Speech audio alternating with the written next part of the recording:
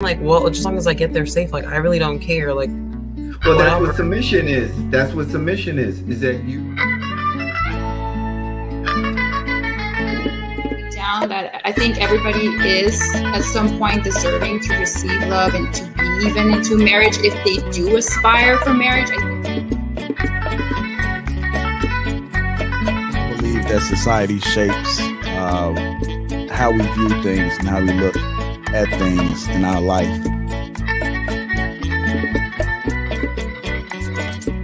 Make your own bed. And that's basically what Kevin Samuels is saying. His delivery is what people kind of throws people off. But basically, aggressive or like violent, like where I think toxic masculinity is no offense to men, that they also get this idea that, you know, women are just going to take care of them and everything is going to be like easy. A domestic violence shelter, and he brought her up to be, you know, a $25,000. Hell yeah, you need to judge in dating. It is what it is. You know, you can't not judge people just because you feel bad about it. Like, you need to know. As much as I love my daughter, there are some harsh realities and some things that her mother and I teach her in order to help her to understand. And like, I'm sure everyone knows a woman that, you know, had sex with her dick. But the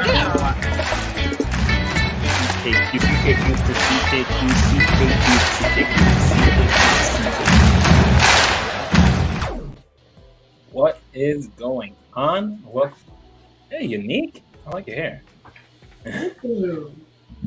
What's going on? Welcome back to CKQ Podcast. I'm your host, Clement. Do me a favor, hit that like and subscribe to the button to this channel for more content like this every Tuesday at 8:30 p.m. Eastern. And we have our usual panelist, returning back from her debut. Hi everyone, I hope that you've been well. My name is Chris. I have a channel called The Blooming Ebony where I have not been very active. Been active on Instagram is at The Blooming Ebony. And pretty soon, now that I'm better, I got sick and all that good stuff.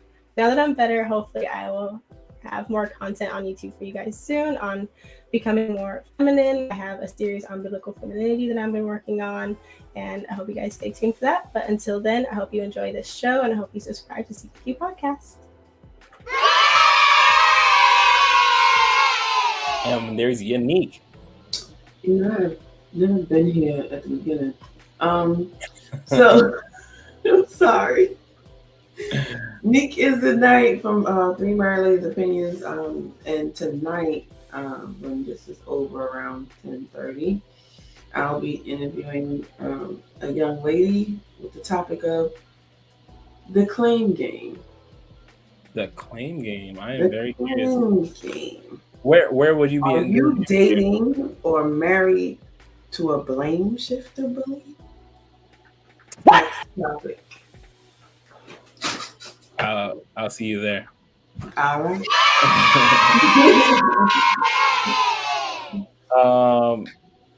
Okay, so both. Hold on, let me write that down real quick. Unique.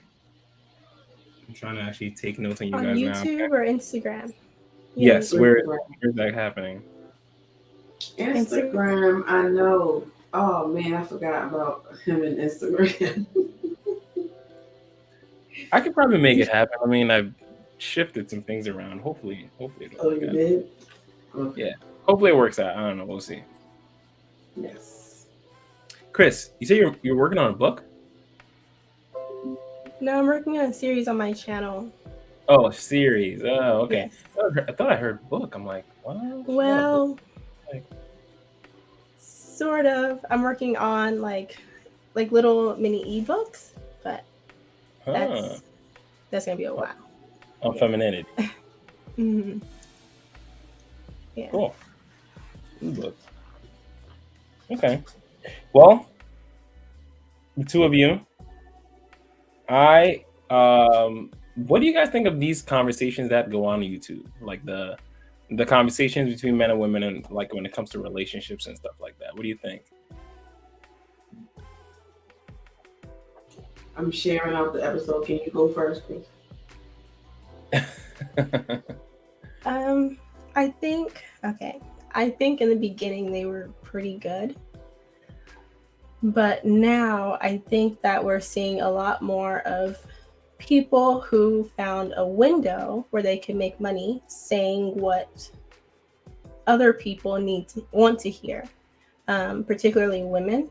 I noticed that there's a lot of repetition, and I think that now people are kind of just taking advantage of the opportunity to earn income off of men needing to feel validated in their like relationship space, like saying things like, oh, women, modern women, all of that stuff. Men needed to hear it, like hear other people say, and need a place to feel like they had a community of people that understood them. And I think for a while the conversation about relationships were helpful, but now they kind of just turn into people wanting to chip off a little bit of that market So to fund their lives. It's predominantly monetization, not so much I actually want to help these men out. Yes. Now, I think that's what it's evolved to. So what was the good thing about it when it first began then? Like, I guess, what did you see so good about it when it first originally started? I think when it first started, it allowed men to realize that they weren't alone. Like, there were other men all around the country that were having very similar experiences with women. And then it allowed women to see that men were having those experiences and then try to be more empathetic. And so I think it started off as a way, like a little peek into what men were experiencing when it comes to like masculinity and how they function in relationships. I think it also did a really good job of helping people understand psychology and the difference between like how someone functions simply because that's how they were created to function, and then how people function because of societal influence. Society, yeah, that's a lot of the big thing that happened a lot in these conversations where it's like, oh well, predominantly women will be saying like, oh, but men only do this because of society, and it's kind of like, no, that's just this is how men think. And it's like, well, no, because I hang out with guys and they never say this. It's like, guaranteed that's how most of them think, but they're never gonna say it. Most guys can't express this, and I agree with you. And I think at this point in time, it's become very like, let's just talk a lot of these points to monetize. Like a lot of people aren't trying to help people bridge relationships. In fact, I would say the more dysfunctional people they could bring on, the more it actually divides us as like people, because we're all looking like, oh well, that's how women are. Like they bring the worst possible example and say, oh well, that's how women are. That's why Unique Show was actually really good, where it was kind of like, well, these are women with black girl magic, that are trying to do their best with whatever situation that they have. But most people gravitate a lot more towards that, the loud, abrasive, the raunchy, the negative. And it's like, I see that that's a lot of what this is becoming now. But Unique, talk to me. What should I? I think that's why I don't think I necessarily gave up on my Instagram. Took time off because of work. But yeah, I haven't been doing it because it's just, you can do positive things, but people don't want to watch that. So, so if it's not nobody like when I had like the man who had 2 women or whatever on there, yeah, then I had a lot of people. When I had this lady who, CJ just hopped in, that's all. Just saying what's up. Oh, hey CJ, how are you?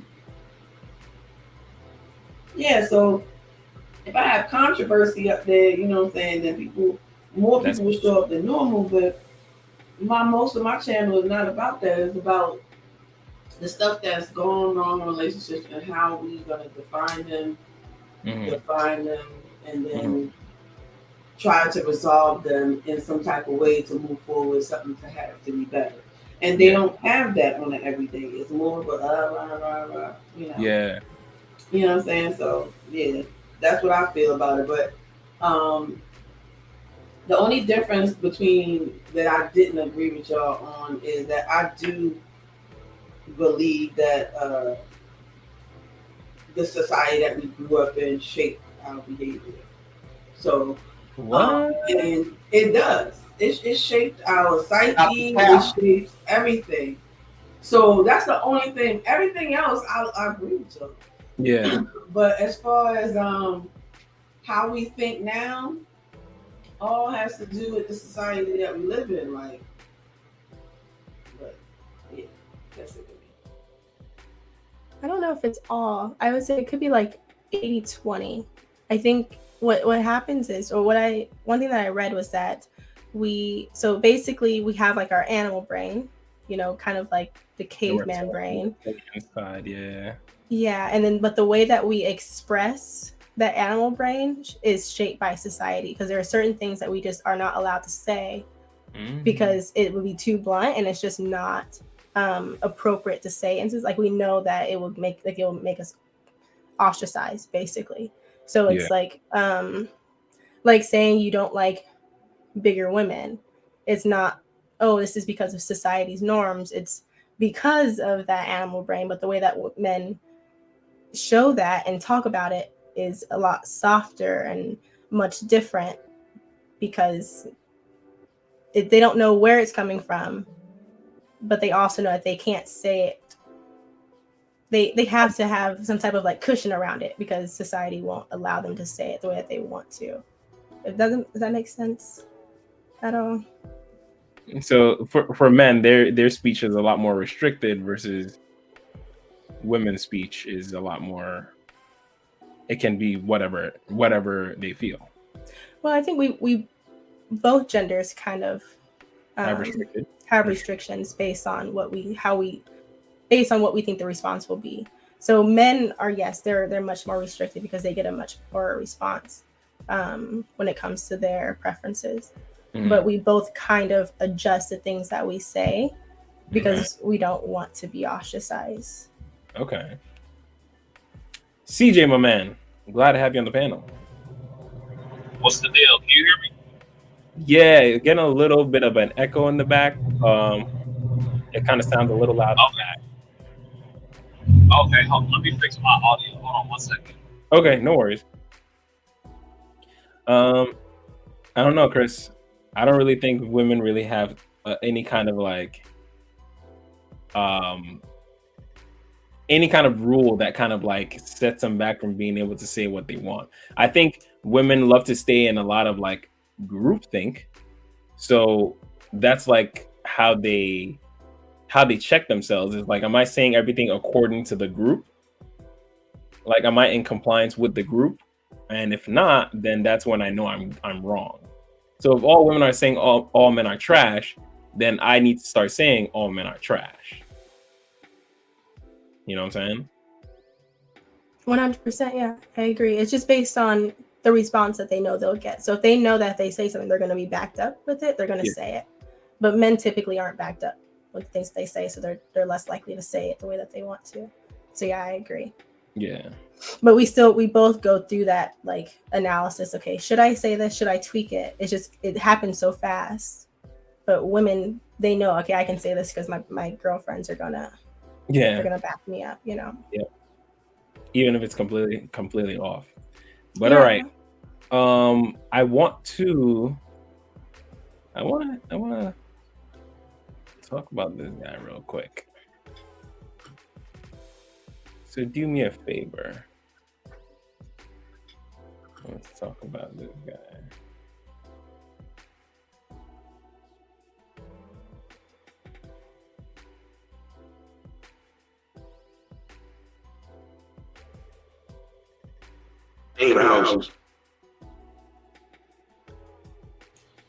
I know him. That's Timo. Yeah, I just recently saw him from when I joined Carl on this actual live, so it was pretty funny. But this guy kind of threw me for a loop. So I want you guys to listen to him real quick and see what's going on with him.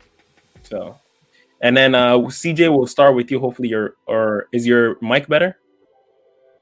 How about now? Can you hear me now, or is it still loud? It's not as loud in the background, so that's actually a lot better. Okay. All right. Okay. All right. So we'll start with you after the video, real quick. So fair use. Either way, so what are you talking about? So you gonna take chances of having a kid with her and you don't like her and you still have to motherfucking deal with her? If you married and y'all don't have no kids and y'all divorced, then you don't even have to deal with her at all.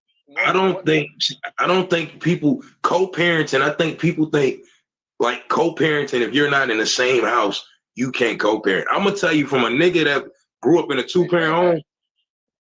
Like it's still more. I feel like my niggas had a realer version of society from a 2-parent home separately than me living with my mom and my dad, because my dad ran the house. My mama conceded to the husband of the house. So my mother didn't parent us the way she admitted after divorce. A lot of shit that I used to think was too tough with y'all dad, I ain't say shit because he was the man of the house. That was my husband. I played my role, but I wouldn't have been that strict on y'all. So it's like, who's to say 2 parents in the same house is constructive to the kids? I mean, if you can't have, well, that obviously, I mean, if you can't have kids with somebody that you obviously can, because at the end of the day, y'all not gonna always agree on everything, but y'all got to come to some type of common ground. If y'all can't even come to some common ground, you just got to succeed to okay, man, I don't agree, but hey, all the fucking time. Then I mean, like you say, I mean, every 2-parent household is different for real. Mm-hmm. But I mean, but that's what I'm saying. Every single parent, bro. Some of LeBron James is a billionaire. He ain't got no daddy. Nigga, I got a daddy and a mama, and I'm a thousandaire. There's a difference. We don't know what LeBron. At the end of the day, we don't know LeBron. So yeah, he got all that money. We don't know how him just growing up with his mom. Man, we know his mental's young. We don't know how that shit affects. We do know the mental, because him not having made him become a better man and a father to his.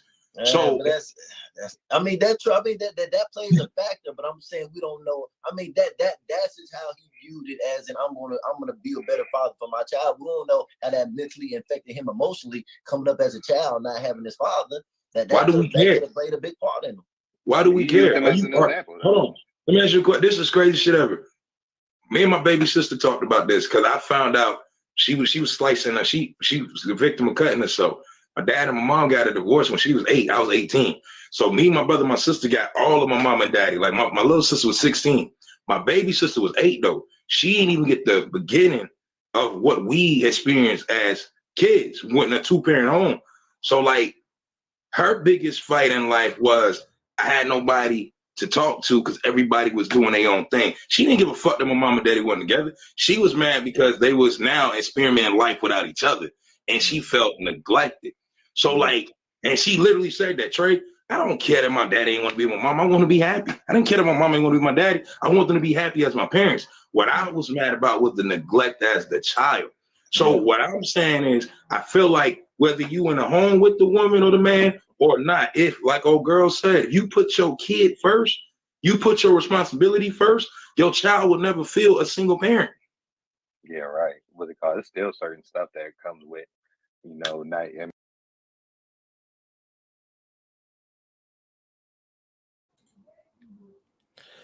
Talk to me, CJ. Okay. That by far is some of the most craziest logic I've ever heard in my life. I mean, even if you're going by straight statistics show that people who grow up within a 2-parent household, especially boys, they end up more successful in life. He's like LeBron James is a billionaire, but he came from a 1-parent household. But there are billionaires that come from 2-parent households. What is he talking about? That's not him talking. That's the woman he's smashing. That's her saying that to him, and he just spitting that logic. That's because that sounds crazy. I think don't even sound, man. I was like, what? You know what? I'm curious. Unique, what do you think if you're there?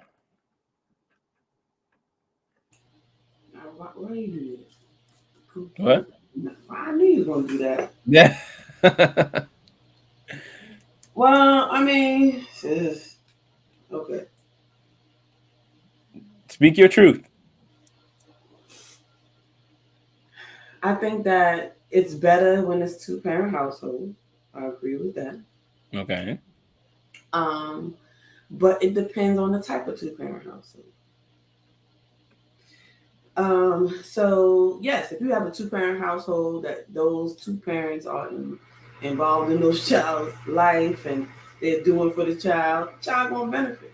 Even if, you know what I'm saying? But if just you got a 2-parent household and the other parent does nothing but be like, hey, how you doing? Keep it moving. What's the sense in that person even being there? So I think that's what the other guy point kind of was like, it don't even matter if you have a 2-parent household if the parent is just not even connecting with the kids or fucking the kids up. Like, what's the sense? I understand that. But I also understand the part of having 2 parents because you need, especially in a boy's life, you need somebody to role model, to act like, to want to be. So even if you don't have a 2-parent household, a woman needs to find that role for their son. And the last thing I want to say is I know a group of men that some of them live with their children and some of them don't, but they still see their children every day, either pick them up from school or drop them off from school or help them with homework, even though they do not live with that mother.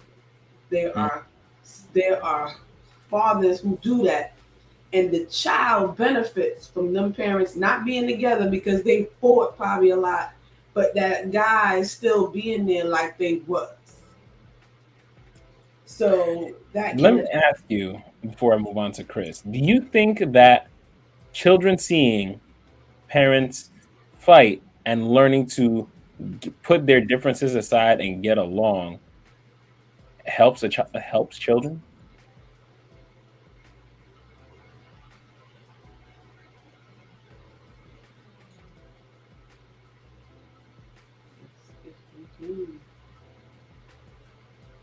No? You mean? Yeah. Oh, me? Yeah, that was directed at you. I'm I thought you were thinking about it. Asking Chris. No. I said after I'll go to Chris because what you just said. That's why I'm asking you that.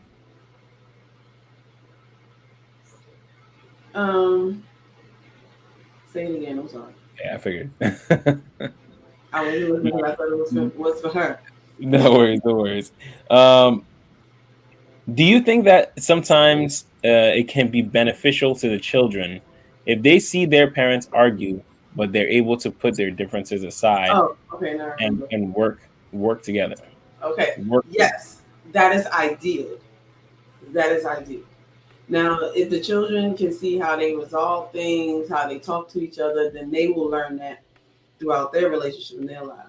But if they never see that resolve and it's always a constant fight for long periods of time, they not benefiting from it. So I understand when you have to leave. It's not ideal, but you can still make it that way if you make sure you are part of your child's life. No Okay. Buts. Chris? What was the original question? Just overall thoughts? Yeah, thoughts on the video. Their thoughts on whatever you saw on there, heard. Yeah, well, I agree with CJ and Neek. The one thing that stuck out to me was the fact that he said that, LeBron James didn't have a dad in his life, and now he's a billionaire. And I noticed that oftentimes people connect money with someone's like mental well-being and thinking that that person is totally fine because they're successful or famous. And I noticed that like that just goes with like how much, especially I think Black people idolize like celebrities and think that because they have all this fame and all this money that their lives are just amazing and great, and like their backgrounds no longer matter because they're so amazing. You can come from anywhere and be that great, which I'm not saying isn't possible, but I think that it makes it to where we don't value being more intentional and trying to set up the best life possible for our kids, because we look up to these celebrities who didn't have a dad and we think, well, you can be just like LeBron James because you don't have a father, or like I'm not setting up my kid for failure because I'm not married or because I haven't provided them with a 2-parent household. Like I just think it just makes people a little bit I don't know, a little bit delusional, I guess, thinking they can still have this amazing life and it has nothing to do with me. Like I have no control over their success later on in life based on what these other people have gone through. You know, it to me is just fascinating. When I was listening, hold on, I'll just say this and you can go, CJ. Listening to this guy, the first thing that he does is he tries at every turn. He's trying to discredit his dad, the man of his house. The first thing that he said was like, I was speaking to my mom and she was telling me about how, the way that my dad was running the house, and I wanted to, my mom was telling me that I wanted to do things differently. I wouldn't have treated you guys that way if it was me up to me. And like it's just a lack of appreciation for what the man was actually able to do while he was still there. This guy is so brainwashed to think that the dad did so little while he was there that it would have just been better off had they been in a single parent household with the kids and the mom. And to me, that's just like, it speaks to, he's wondering why he's a thousandaire. This guy doesn't really even want to step into the manhood. He has so little respect for the role of a man that he talks bad about his dad. And truly, I just don't think he's ready to even step into that role of taking responsibility, because he doesn't even see what his dad actually did to keep that house going. Yeah, your mom followed your dad. Do you ever wonder why your mom followed your dad? Like that's never been a thought in his head. He just said, "Oh well, mom said this, so it has to be this way." But either way, CJ, my man, talk. Well, I'll give him the benefit of the doubt with this. I don't know what his father did to him growing up. I'll say that. So, I mean, who knows what he went through as a child? But to say that people might be better off being in a one-parent household, I think that's just foolish to say. And, and he brought up LeBron James.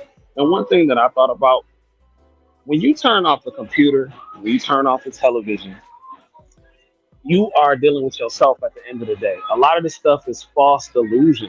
People really got to get out of the matrix of the internet. It really has people brainwashed, and it's terrible. Like, it's really terrible. Like, I met this one nurse who's like 20 years old, a guy, real nice guy, worked hard. And he told me he felt like that if he wasn't making $300,000 by 22, 23, that he was a loser in life because some dude on the internet told him that. And I'm like, okay, this is getting out of hand. Like, really? Like, that's why sometimes you just got to turn the computer off and deal with real life. I couldn't hear you. What you say? No, I 100% agree.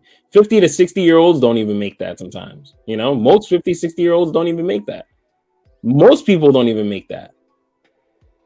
Exactly. It's so just for a dude who's in his for a dude who's in his 20s, making what he makes great money, to feel like you need to make $200,000-$300,000 by 25 or 23, like that's insane. Like, at some point we got to get away from the computer and step back to reality.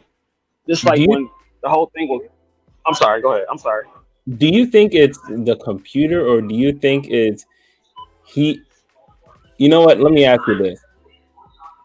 This kid placing his worth on how much money he can produce. Do you think that's the right mindset for him? No, I think a man should work, but to base your whole worth off how much you can produce, your whole entire worth, no, I think that's crazy. Especially somebody being so young. Yeah, I agree with that. It's odd to me. Was he black? Black kid? Yeah, he was. Yeah. I think we idol in the black community. We idolize money a bit too much. I think people are looking for saviors. I think we're so desperate for a savior right now. Not us, but I think a lot of people are like desperate for a savior or somebody to tell them what's right and wrong. That they no longer use their own God-given common sense.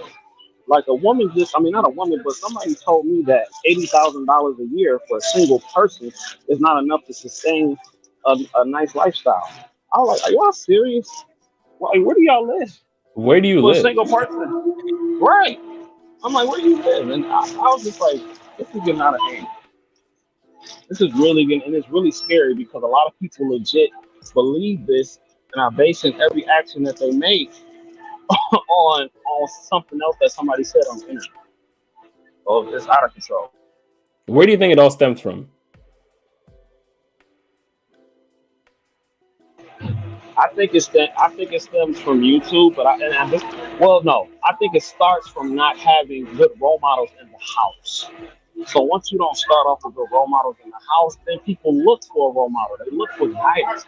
People look for guidance instinctively.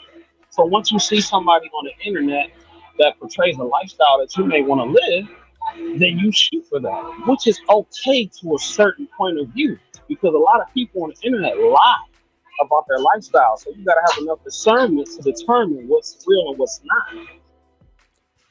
Let me go ahead, Chris. Sorry, what he said reminded me of, I was watching this this YouTube video, and the girl was saying that she quit being a nurse because the job was too much for her. It was too overwhelming, and she had this long list of reasons, and she said the reason why she became a nurse was because of the money, and because the women that were nurses were posting about their extravagant lifestyles and the cars that they're buying and the luxury items they're buying. And I just thought that was absolutely ridiculous. Like, to embark on that career of serving people and saving lives simply so you can travel and simply so you can buy nice cars. And I just thought that was absolutely ridiculous. Like, I'm seeing it so much now where people are just becoming so selfish and so, like, their whole lives evolve around the ability to buy stuff. And then one more thing too, I notice a lot of women, they won't be with certain men because they say those men cannot provide for them. But when you ask them what it means for those, what does it mean to provide for them, they say they like nice things. So it's nothing to do with them being able to provide them with shelter, food, like basic necessities. It's the fact that that man can't buy them a luxury bag or something of the sorts. And I just find that to be absolutely absurd. But yeah, that's it. My little rant. Hey, Chris, I ain't gonna lie to you. That's half the reason I did it. I was actually gonna say, I really don't think that's a bad, I don't know. Probably for guys, a lot of times our biggest motivation is how much money can I make from this job? But you also, sorry. I didn't become a plumber because I wanted to, go elbow deep in some human feces. But the money payout is real nice. Yes, but you're also doing it because you want to provide a life for a wife and children. Like, there's some selflessness to it, right? Like, you want to get married someday. These women, they don't want to get married. Like, they want this money for themselves simply so they can just buy stuff. And also, I never hear you guys complain about it being hard work. Like, you can't sign up for something like, typically men understand that the more money you're going to get out of a job, typically the harder the job is, the more responsibility you have. But a lot of the women who are quitting their jobs, they're like, I just didn't realize how hard it was going to be. Well, yes, 12-hour shifts are very difficult. And what you do think they have to do all this money and not have to do any work? They think that they can just, I thought I can just make $200,000 a year and it wouldn't be a lot of responsibility. Well, you should have thought about that before you became greedy. Oh man, you are 100% right on that one, especially with female nurses. I know so many nurses that hate their jobs and hate coming to work. So you definitely telling the truth on that one. That is a fact. And if you go on YouTube, there's literally like thousands of videos of nurses talking about their quitting. It is insane because they all hate their jobs. And you're right, 12-hour shifts, they're difficult. But again, like I said, you are right though, in a lot of sense though, Chris, because even though I am doing it for a lot of selfish reasons, I do want to provide at the same time. So yeah, you're right about that. But the biggest thing is that you don't complain. You know, like I have a job, I work because I want to pay stuff off and I want to live a good life. But just don't complain about it all the time, you know? So. Yeah, I think that for women when they're hopping into it and when it's like, oh man, like I kind of want that money because I want to be able to buy myself, you know, things, versus men, we're kind of like, oh yeah, now I want to be able to buy myself things, but then I also want to be able to buy my woman things. That selfless part is what's going to drive us to do more. Like if it was just for us, we're okay working 40 hours, but now it's for our woman, we can work an extra 20 hours on top of that. We'll work 60 hours. We'll push it to 80. You know, we'll push ourselves as much as we can to provide for our family. But for women working that hard, it's more for like a, you know, there's a time limit attached to that. I'm not gonna lie though, CKQ. A lot of what I do is for me, and my lady gets the benefits of what I do because she's with me. But a lot of my motivation is me being self-driven. One, because I don't want to be broke, and two, because I do like nice things. I do like taking trips. I do like luxury items. I mean, that's just what I like, and it's not to fulfill somebody else's, you know, what they think I should be living. It's just what I like to do. So I don't know if that's like a rarity, but I do enjoy. I definitely do enjoy, you know, the finer things in life and working for it. That's fair. That's fair. I mean, I don't know, man. I don't know. I could work up to a certain limit, and then after that, I'm like, okay, I can't. Like, I prefer to do something else with my time, something else that could possibly produce me money, but now I don't have to work physically as hard. You know what I'm saying? Like, if there was a way to still produce the money but cut down on the physical load on my body, then I'll take it. Like fighting for a living, I can't do that. I wouldn't want to do that because that's a lot of strain on the body day in and day out. Yeah. Oh, I agree. I definitely agree. Like I'm trying to, like I got a 5 to 8 year plan with like bedside nursing, and then I'm gone. And that's the good thing about the field because I don't ever have to see a patient again if I don't want to and still make a good living. But that's why, you know, that's why you got to have balance. And that's the one thing that these YouTube gurus fail to preach. And I think it's really doing a disservice to the society, especially like with young men, because they tell you work. And that's cool. There's nothing wrong with that. You can work until your fingers turn blue, but you have to have balance. Yeah. And that, to me, that is the key to life. If I'm physically working all the time, but have no type of leisure, that's not realistic. But anybody on YouTube telling you that, they're liars. They're liars because it's one thing to go work a job for 16 hours in a factory, and it's another thing to sit on YouTube and talk for 8 hours. It's not the same thing. People have to realize that. Yeah. Work 80, 100 hours. Like, nah, I don't know about that, man. How you doing, Japrice? To Madre. Appreciate you guys for being in the chat. Yeah, I don't know. I agree with that. Did you see that? You know Hafiz from the Roommates? Oh God. Yes. So him and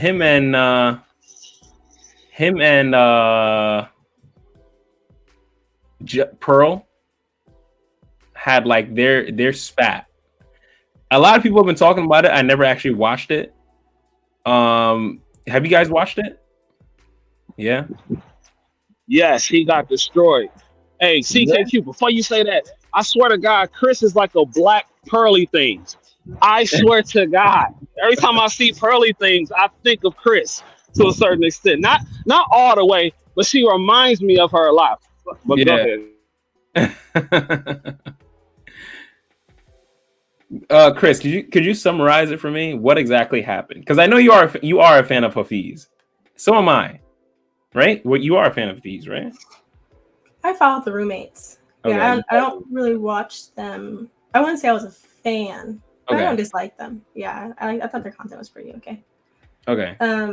Okay. So what did you summarize think of that whole? So the biggest thing that made it blow up was the fact that he said that women in the manosphere are pandering to men, and that they're basically, it's like OnlyFans, and then it was like, you know, corn, you know, the P word, and then OnlyFans, and then female manosphere content creators.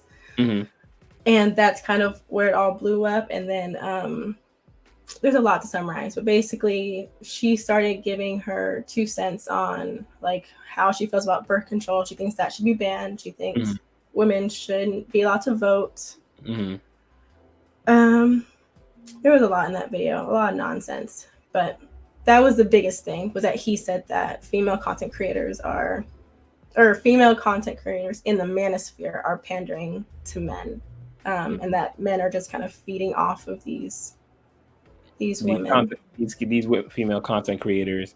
Yeah.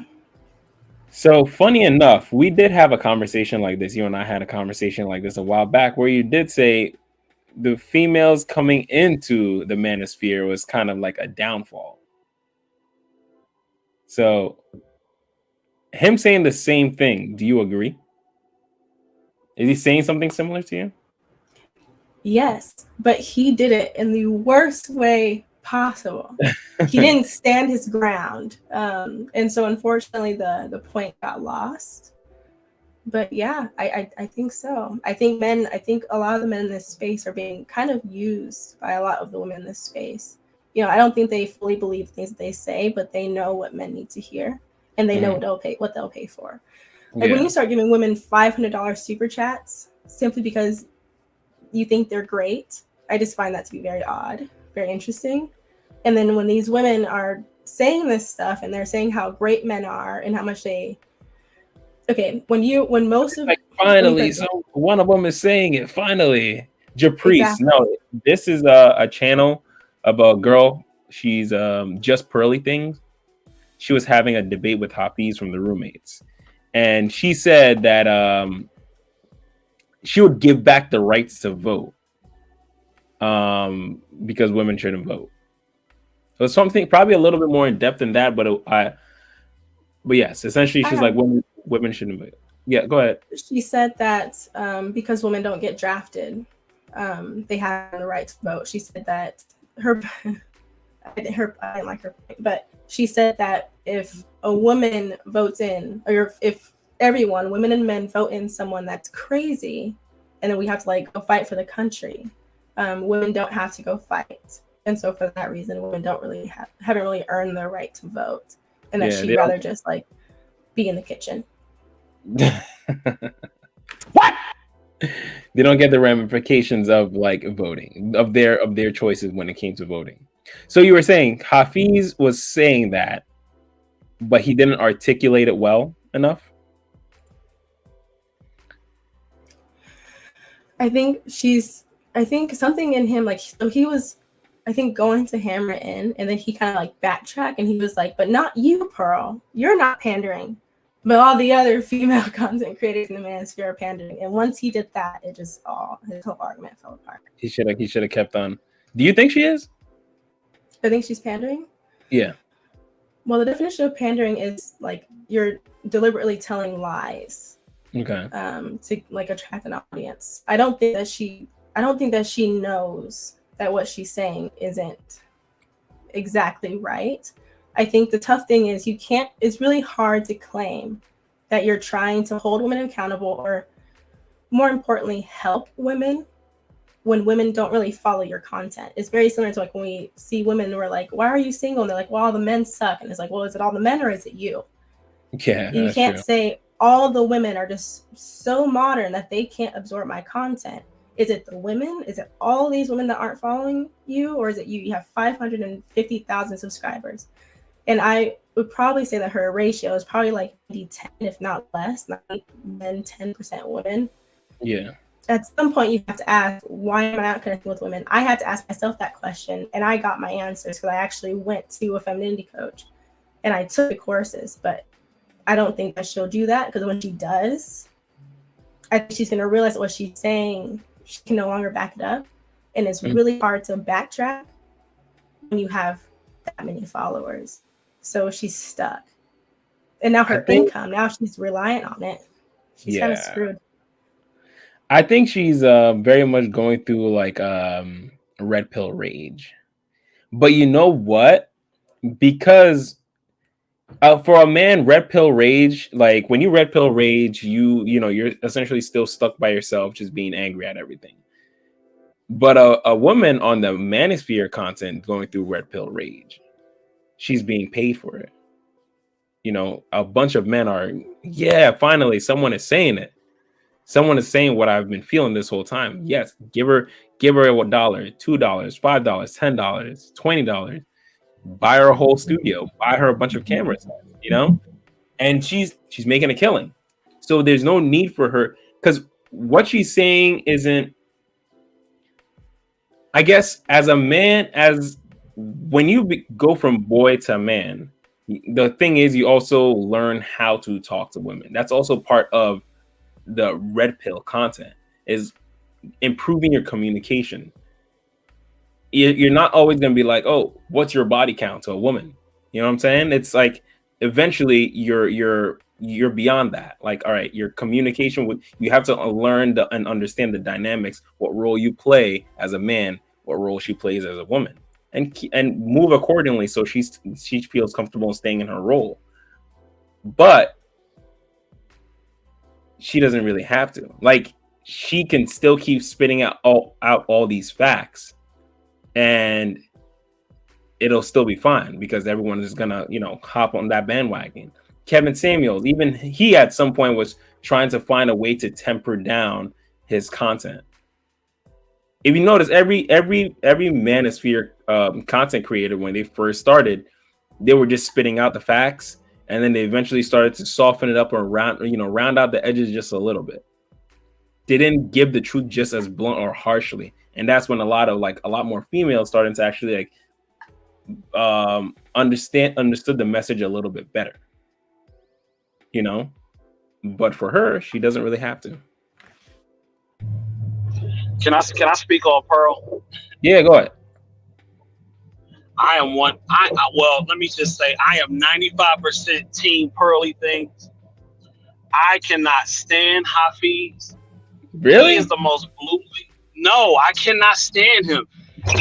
He got obliterated by Pearly things because he's so emotional. He does not know how to debate. And when he debated and when he debated her, she was more of a man than he was. He yelling and screaming and all that, and she's just calm, very stoic, using her points. And the thing with Pearl is, to me, she's going to be bigger than Andrew Tate.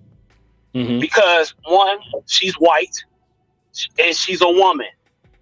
And she's saying things that men... Because, see, what men are doing, they're initially tricking off on her. Mm-hmm. Which I have no problem with. I have no problem with, because a lot of what she's saying is backed up by statistical data. Okay. And that's the part that they don't like. Now, I'm Team Pearl, 100%. And and her getting banned on certain platforms is only going to add to her legend. Yep. In my opinion. So because I don't get me wrong, I do like Pearl. I do like the content that she creates. So I can't hate on her for that. And she built that up from nothing. So she's a legend for that. Her content is going to keep men in a certain space. Her content will keep men revolving in the red pill rage state. Versus like the other male content creators, they have days where they're talking about get your financial up. They have days where they're talking about get in the gym. They have days where they're talking about you need to get out of your house, get off this computer, gain some communication skills. They have days where they're breaking in, piecing together all these things to men that like, okay, these are certain pockets that you need to improve on. Versus where I'm also seeing with Pearl is like, yeah, she's blowing up, but she's blowing up for those men that are like that aren't actually doing the most they can to become better. They want to keep pointing the finger at men, at women and say like, you guys are the problem. You know what I'm saying? She's a businesswoman. I mean, I'm not mad at her for that. I mean, that's just good business. I mean, to me, she's not doing anything different than what Kevin Samuels is doing or what Fresh and Fit are doing. She's just pointing out the problem. She shouldn't tell men to level up. She's a woman. Why should she have to go out and tell men to level up? Men should hear that from other men. She's pointing out the issues within the women, and the men are gravitating to it. I can't blame her for getting her paper. Like I'm not mad at her for that part, but no, she should not. She shouldn't offer men a solution. No, why should she? She's not a man. You know what I'm saying? So, and I understand she's taking over in a male space, but that's good business. Yeah. That's good business. And she was smart enough to use her color and to use her gender to her advantage. I mean, I'm rocking with her. I don't think that she should give men solutions. I think the issue is that a part of her, I think that a big part of her mission was to help women see the problems, but she's not. I think she's been kind of steered away from that. Whereas now, like, she can't really make content where she's helping women do better because of the type of what she's doing now, like calling women whales and like all of that, like more bullying content, women stray away from. So they're going to other content creators for that help. So if she does things like she tries to open up a wife's school or starts creating content on how to be more feminine, I don't think that she's going to get the turnout from women that I think at first she was hoping for. So it's not that her content is a problem. Well, I think it could be a little bit problematic when I think about the men that watch her content, like Clement was saying. Like, I think she should do her, and that's what she has to do to earn her money. That's fine. Yeah. But when you go back to like her original mission, it was about marriage and being wives. And I don't think that that's what her content is giving off anymore. Because I think now she's just kind of going with where the money is. To me, as she should. I mean, I don't think she wants a big female audience because a lot of them are turn on you. Men will stay loyal, especially if you give them what they want. They're going to make her a millionaire. Why should she? Like, I wouldn't switch. They made Kevin Samuels a millionaire. If she wants to be married, I think there are certain things that she has to learn. And if she wants to be the traditional wife that she talks about, a lot of it conflicts with a lot of things that she says, unfortunately, which is hard to explain here. A bit of it, yeah. It's not the best. No. It conflicts? How so? Well, the biggest one is if you're unable to connect with women, it kind of affects your ability to be feminine. A big part of being feminine is being able to connect with other women. Being empathetic. She's harsh. She's aggressive. A lot of the way that she sends her message is actually very masculine. But because people like what she's saying, they're able to hover over it. But like, she'll figure it out eventually. But at some point, you do kind of have to ask, like, all these men follow her, but I don't know if she has any suitors, from her subscriber base. Something is kind of steering these men away. Even though they like what she's saying, I don't think that they necessarily think that she'd be a good mate based on the way that she's carrying herself now. And I don't mean that to be a jab at her. Like, I do like her. I watched her since she was a much smaller channel. And I wish the best for her, but I don't. Yeah, I just don't think that on her femininity journey and trying to be a more like traditional style wife. I just don't think that this content is getting her closer to that. She's moved herself more into, because she's dresses herself up more, but she now presents more as like a business woman instead of a feminine woman. But you're muted, Chris. Oh, I was saying, yeah, she was being very condescending during the interview with Hafiz. Yeah. Unique thoughts on what you've heard so far. Do you know Just Pearly Things? Have you seen that channel? I have no idea of the people you're talking about, except for that Andrew Tate person, because you showed him on here before, but I didn't know him before you showed him. So I don't know anything about. I know Fresh and Fit because of Abba and Preach. That's the only thing I know about Fresh and Fit. Okay. But all the other people y'all talking about, I have no clue. I follow more of the Black Power spiritual type people. They be getting into it too. But go ahead. It's politics and all that. Like they be trying to help people. Same thing. It just sounds like the same thing. It's like you really go into it to try to help people. I mean, just talking about the subject because I don't know the people. Sometimes when you go into it, because I know when I started my podcast, I had been through something very traumatic, and I felt like I overcame some stuff, and I wanted to share and help people to see the other side of it. You know what I'm saying? So that was my intention. But then sometimes when you start getting into it, and then especially if you're making money like that, you're like, oh, well, I need to keep doing that. That's what I need to now stay in this space. This is now my niche. Yeah. This is what was making me the money. Yeah. So I mean, I understand that part, but then you're getting away from what your true intentions and purpose was when you first started. Now, if you that means that wasn't really your true intentions. I mean, to me, if the money can make you steer your show in the way just because somebody else don't like it and not because of what you're trying to do with your show, like having. I don't think she necessarily had a real plan with her show, but we're gonna watch this real quick.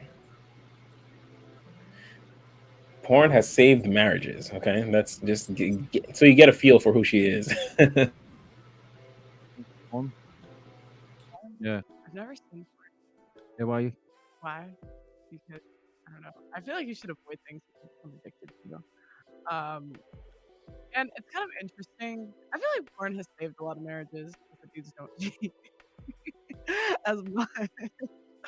I don't really have a strong opinion either way. I think it's like you should just be careful of anything you can get addicted to, in my opinion. What do you think of porn?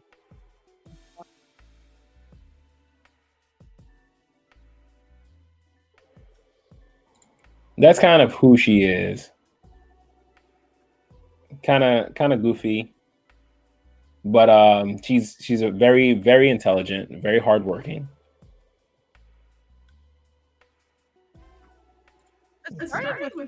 Let's see. Let's do this one. Oops.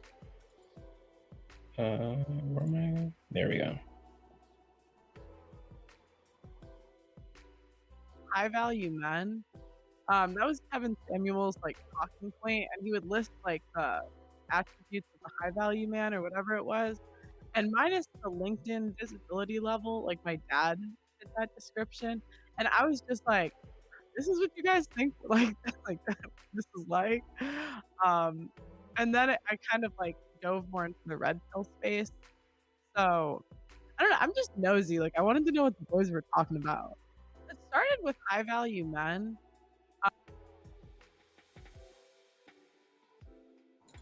And that's pretty much it.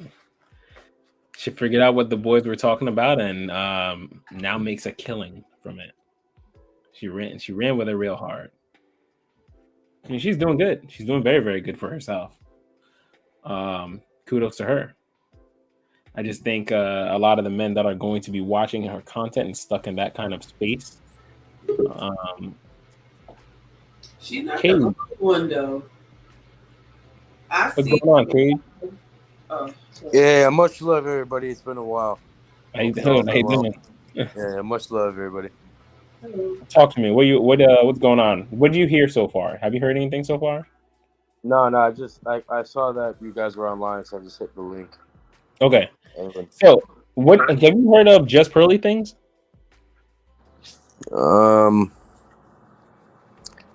Is it it's like the ginger lady that talks about Yep. relationships? Yeah. I did see yeah, I think I've seen it, like not much of it, just a couple clips here and there. Okay.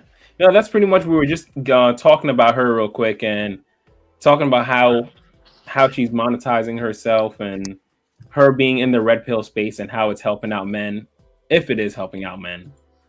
So yeah, that's essentially what we're talking about. But moving on from that, What are your thoughts on that? Is it helping people out, or? I think if men watch too much of her content without actually self-improving, they're gonna be stuck in a perpetual red pill rage state. Yeah, they're not really going to. They're going to be looking at every woman there because Pearl will always go after the woman, especially the one that sounds the most delusional. And she'll just spit facts at them over and over and over. And the guys are, in the background chanting like, yeah, get her. She's dumb. She's blah, blah, blah. But that doesn't really help the guys that are sitting there watching and chanting. It's like, what can you actually be doing with your life? You can actually be going to the gym. You can be trying to make money. You can be doing something else with your life besides sitting there. If you're on a treadmill and watching that, okay. But if you're sitting at home and just donating money in the chat section every week, every day, day in, day out, like then you're not really, you're wasting your time. You're wasting your life away. So I think just in the red pill space in general, you got to be careful not to get too stuck in it. But I know CJ thinks otherwise. Nah, I just think the red pill audience is the biggest group of gullible people that you can run game on, and I think people should. I don't think there's anything wrong with that. I mean, to me, Pearl's doing nothing any different than what Fresh and Fit do on a daily basis. I mean, like, they do the exact same thing. They get idiots on their show to have logical debates with, and then they kick them out. She's doing it boils down, my friend, to social engineering, and that's what they're trying to do in real time. They make people. You said they're gullible, right? So what are they doing? They're feeding off their emotions in a certain way. Yeah, they understand how people think. They're saying certain things they want to hear in order to get clicks, in order for them to get baited into it. Yeah. None of that. Like Clement. I would never put myself in any of these bullshit categories. I'm just Cage. I am who I am. I think you could pull something from everybody. Yeah, we can all fit in the box. But Clement, I was going to ask you, so let's just say you've been a plumber for 2 years, right? Or maybe a year. So you're a baby plumber. Okay. And just because maybe a big plumbing organization likes you, they say, Clement, we want you to go out and do all these speaking engagements. We're going to give you $100,000 per engagement. Or let's just say like $50,000 per engagement. We're going to send you on 10 a year, but you really don't know nothing about plumbing. Would you go? Oh yeah, why not? It's money.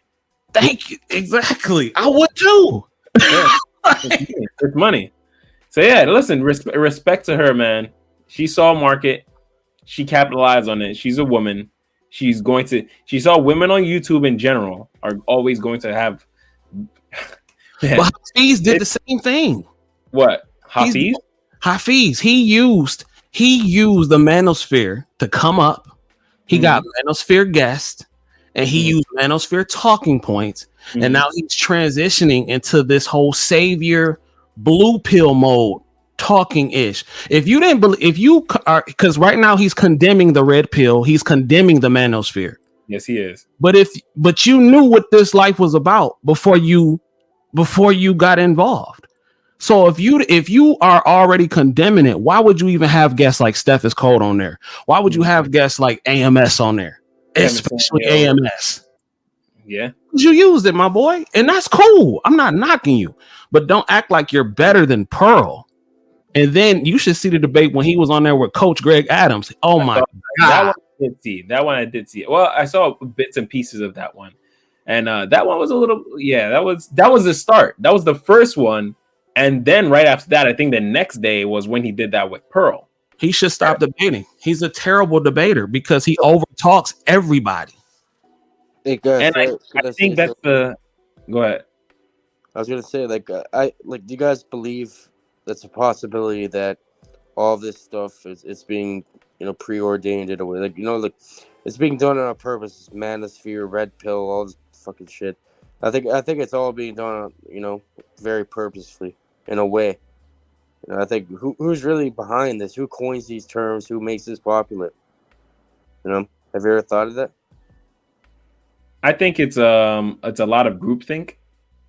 I think the manosphere is it started off with the ideas of Rollo Tomasi, and then people just kind of like watched a little bit of that, came in with their own game, what they've learned throughout the years, and then just kind of hopped online and started doing the same thing.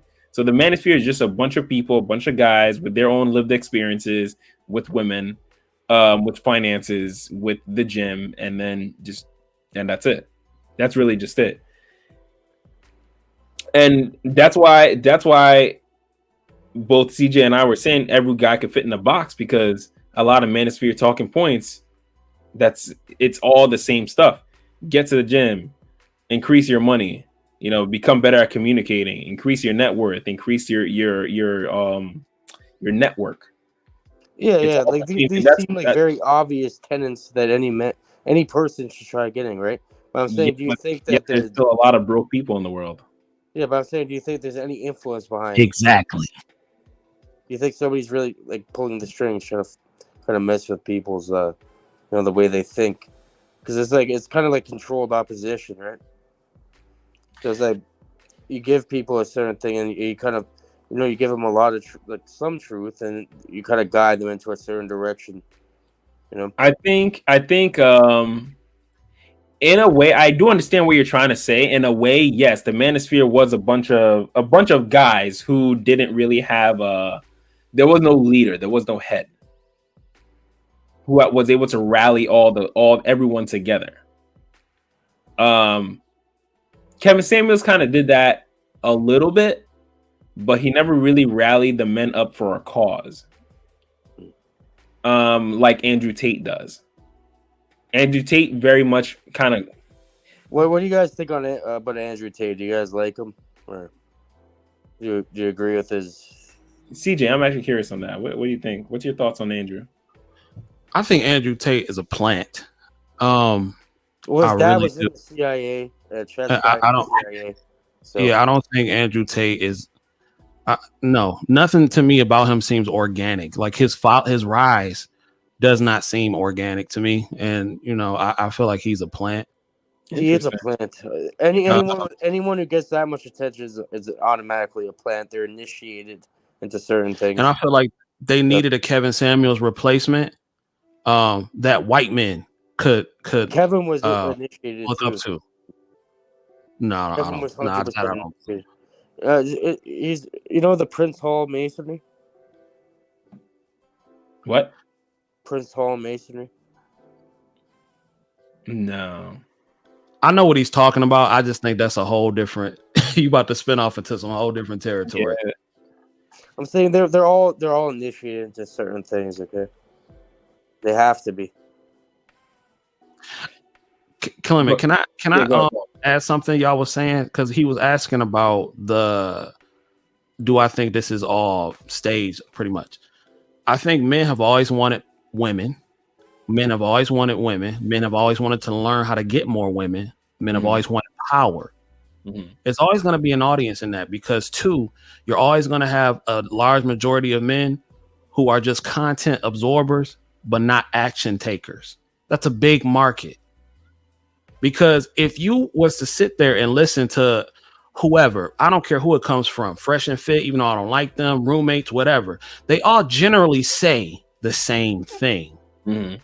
Get in shape, get a good network, get your money up. Now, imagine if 10% of the people that actually absorb the red pill content went out and actually did it, turned off the computer and did it. You have no audience. Because that would be a hold on, Cage. Wait. Go ahead, CJ. I'm just saying you will have no audience because if I'm actually out there doing the work, I can't sit on YouTube 10 hours and do a broadcast. They are depending on you not doing the work. They don't want you to do the work. That is why they can sell you $1,000 course telling you how to talk to girls. Just go outside and talk to a girl. Just go outside and that's free. Trial and error. People are so desperate for a savior and they are counting on you not doing the work. And I found out that once, like I said, everybody knows I'm a Kevin Samuels fanboy. I'm a Tariq Nasheed and Kevin Samuels fanboy. But once I start actually applying some of the things they started saying and not being on the computer so much, then life got better because generally it does work. Men who are in shape are more attractive to women. Men who have money are more attractive to women. Men who have a good network are more attractive to people altogether. I truly don't understand what is so hard about putting that together and just going out and doing it. But I understand that the 10% is the 10% for a reason. Some people are going to do it. Some people are not going to do it. Yeah. A lot are not going to do it. Nurse, I agree with you. And I think the powers that be, the people running the whole simulation, if you want to call it that, they know how powerful women are, how they have an influence on men. You know what I mean? I'm saying, like, so think about it. So if they can influence the women to influence the men, you know what I mean? I think that they use it. It's like a multifaceted attack, you know. So if you make women accept certain things, you know, that want certain things, and you control the man that's going to be, you know, you control the men after. Shout out to E Black in the chat. You really think Andrew Tate is a plug, huh? No, 100%. I'm saying someone said that though, but I'm saying I want to doubt it because his dad was a CIA agent and a grandmaster of chess, so that's kind of weird, right? He was in like big media, like before he's famous. He was in like TV shows and shit. He's been in this. Yeah.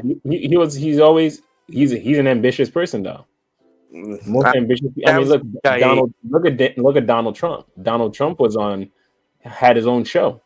Well, that's why Donald Trump was the president, you know, because these people are initiated into this shit. And I'm sure Donald Trump's father had CIA links also, or something. I think you got to do some sketchy things to get to that point. But someone like Donald Trump, he made it to presidency being brash, and people finally saying like, "Wow, like we needed something like this." Well, that's the point. You really believe in politics? You really believe that like Donald Trump and then there's other? I think they're all owned, or the people really running, like, you know, pulling the strings. They're all owned by the same people. Like, what do you want, heads or tails? It's the same coin, right? It's all the same coin. I don't believe. No. I think there's small pockets of people that don't necessarily fall into that. I think a lot of politicians did fall into that, but Trump was more of a businessman. He crooked nonetheless. He's still a crooked, but I think he was more of a businessman crook than a politician crook. And me personally, I would take a businessman that's a crook because his business will thrive, and if his business was America, we would at least thrive. No, I know what you mean, but I'm saying like they're not going to let somebody get that. Like, if he wasn't working with them, they just get rid of him. They just kill him. Which he wasn't. Exactly. So But I digress. We're spinning off into a tangent. I want to do this quick reaction, talking about men and a lot of what they're going through nowadays. So this is Patrick Bet David on Valuetainment. Very intelligent guy. I like Patrick Bet David. Yeah, he's good. He's Yeah, good. very, very intelligent. All right, mute your mics, please. Rates are actually declining Mhm. now, but still there's a good percentage of the population that's like, this is too risky, I don't know. Do you advise men to get married if it's the right match, or is it a positive move in most people's lives, do you think? I think you're miserable if you don't get married. It's just, when do you get married? If you really think you're going to be happy staying single the rest of your life, really? Like, a man can really sell me on staying single the rest of your life and you never ever get married and experience life? What's the whole purpose of life? Like, really, what is the purpose of life? Okay, to do what? To go out there and party? Fine. For how long? To go out there and do what? To go out there and, have as many, for guys, body count is bragging rights, right? It's different for women. For men, it's like, hey, I'm at 182. Where are you at? I'm at 62. Where are you at? I'm at 22. You're at only 22. Where's but okay, at what point did you miss? Is there like a leaders bulletin that you eventually make it? Is it like a Forbes 400? Hey, I'm in the Forbes 400, right? I'm in Will Chamberlain, Warren Beatty status. I'm in Jack Nicholson, or these Ric Flair status. Hey, there is no reward for that. There is no recognition for that. It's only cool when you're in your 20s and your 30s. And maybe when you're in your 60s, a 20-year-old admires you, but deep down inside, you're empty, right? Okay. So let's look at it from different standpoints. I don't think getting married early is a good idea. I think for men, 30, 35, 40 is fine. I think even if a man waits till 40 to get married, I think it's totally okay. It's not something that's out of the ordinary. If you're lucky enough and you find somebody in your 30s, go for it. 20s, I don't recommend it. I think you got to wait until you get married a little later on. Now, the other side. Okay. So picture being 70 years old, because you're eventually going to be 70 years old. God willing, you're going to be 70 years old because you live that long. All right. You come home. Are you cohabitating with somebody? What are you doing? Okay. So let's just say you were 70 years old. You've never had a kid. What are you doing at 70? You think all your friends are also single that want to hang out with you? Most of your friends at 70 years old have back problems. They're doing some kind of surgery. They're going to funerals. They're mourning with somebody. They're trying to live life. But 70, you have more problems than you did when you were 30, okay? More bad things happen the older you get because you have more people that you're losing. And eventually you're going to be in your apartment or your house by yourself. Maybe you got the nice cars. Maybe you got the girlfriend that's 30 years younger than you. And then what? Who are you celebrating life with? Who are you processing issues with? I don't like having conversations, I enjoy conversations, but I enjoy conversations with the same person over and over and over and over and over again, because we're getting deeper and deeper and deeper and deeper. Then there's a relationship. So at 70 years old, if you have no kids that are calling you, if you have nothing to look forward to, if you don't have someone that's about to have a grandkid, what else are you looking forward to? What?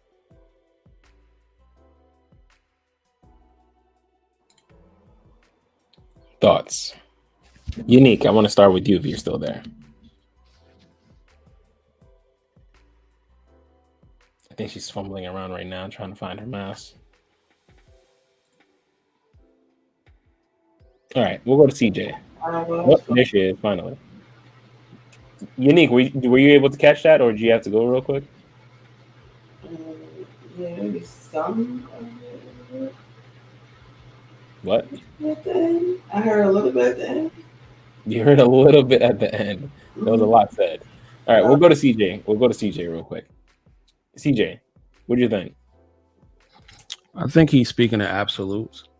And that's why I try not to ever speak in absolutes, because what works for me may not work for you. There are some men out there that are totally fine with never getting married at all. You think the majority of men are okay with that? Want that life? I don't know. And that's what I'm saying. That's why I don't speak in absolutes. I can only speak from my perspective. But there are some men who don't want to get married. There are some men who do want to get married. There are some men that want kids. There are some men who don't want kids. There are some men that want. All right, so we're gonna talk manosphere real quick, okay? What's the probability? And if we're talking out of 100%, what percentage of men do you think would actually want to be married, want to have a family? In the manosphere? I think a lot. I think No, I think just most in people general, would. in life. I think most people Maybe would. 50, maybe 50-50. I I think would say 90%. I would say 50-50 So you because I think think times have like, changed. so you have two guys. One of them would want to get married, have a kid, whole nine, and the other person would want to be a bachelor for the rest of his life. But I like think so. what Patrick was saying though, it gets lonely. Like what you're pretty much like, what is the point of life? He's saying like, you know, like you have to settle down and procreate, you know, make a family, which is good. But he's saying like you should, for a man, you should do that like after you're 30 into your 40s. Like, you know, like I don't know how old you guys are, but for me, I'm still in my 20s, right? And a lot of people, they just want to go do their thing right now. Like they're not trying to settle down right now. Like, you know, people have to learn through their own experience, man and woman. You know what I mean? And To you, why do you think he said to into the 30s? because you're more mature, you know what you want more. You know what I mean? It's like you've been there and done that. You think so? In a way, yeah. You think at 30? So at the stage that you are right now, not to put you on the spot, you know. No, maybe they're saying like 30, 40. Like, you know, to 40 you can go up to. But I'm saying, not to put me on the spot. What were you going to ask me? Sorry about that. Do you think at 30 you'd be ready to start a family? Me, I'm thinking of like 33, 35. Okay. Chris, what do you think? Why? Because I came from like a very poor background. So I want to make sure like I can give, like if I'm bringing life into the world, I want to make sure it has like a stable family. It has like the strongest support system, you know, like the children don't have to worry about, you know, school or like, you know, basic need, like everything's already taken care of type thing, you know. So I think that's a lot easier to do when you're older, not when you're like someone in your 20s, and you're just learning and trying to figure out your way and all that. I agree. I definitely agree. Chris, what do you think? Yeah, I think it's true. I think a majority of people don't want to die alone. I think a majority of people just want a simple life. They want a wife. They want kids. And I think that what happens is they get a little bit. Unfortunately, we live in a world where they make it seem like a burden. You know, having a wife is a burden, or on the flip side, having a husband is a burden, and definitely having kids is seen as a burden. But I think he makes a good point where he says, like, after when you're 70, what do you have to look forward to? And I think a lot of people, they can't see outside of that box of like, right now you're busy all the time, you're working, you have all these things around you to distract you, you have your health, you're able to walk. A lot of distractions. But when you're 70 and you might be in a wheelchair when you're 70, you're not going to be, you can't work anymore. You can barely work out anymore. It might be nice to have someone there who you've grown up with and who's known you since you were at your prime. And yeah, that's hard to come by. You know, it's not very common in America, but it doesn't mean you shouldn't go for it, you know, because it's better to try and fail than not try and wish that you had done differently, in my opinion. But in terms of the getting married in their 30s for men, I think getting married in 30s and above is good for men. But I don't think I think if you have a good religious base, getting married younger works. Typically, I see that, you know, couples that were religious, parents religious, they're religious, they typically get married very, very early 20s, like somewhere between 18 and 24, they're married and they're popping out kids. And I think it works for them because they understand their purpose and their roles and their responsibilities. And I just think the maturity level is just a lot different. And because they're kind of, I think at that age too, women haven't progressed past men too much in terms of like maturity. So they're kind of able to grow together a little bit more. But I think it just depends on how well you understand the role of being a man, a husband, and a father. Then once you think you have it together, then go for it. You know what's I actually had a customer that I went to today, 70-year-old woman, by herself, no kids, was never married. And I got there, and the first thing she was telling me was, like, and I hate to start your day off like this, but it's just, I hate this time of the year, this season. I hate it. I can't stand it. And I'm like, why? Thanksgiving? I don't have anyone. I got no one. My parents are dead. My siblings are slowly dying off, or they have hip replacements, or this, so they can't even travel. So I'm stuck here by myself. And It's my friend, you're never by yourself. Don't ever think that. What do you mean?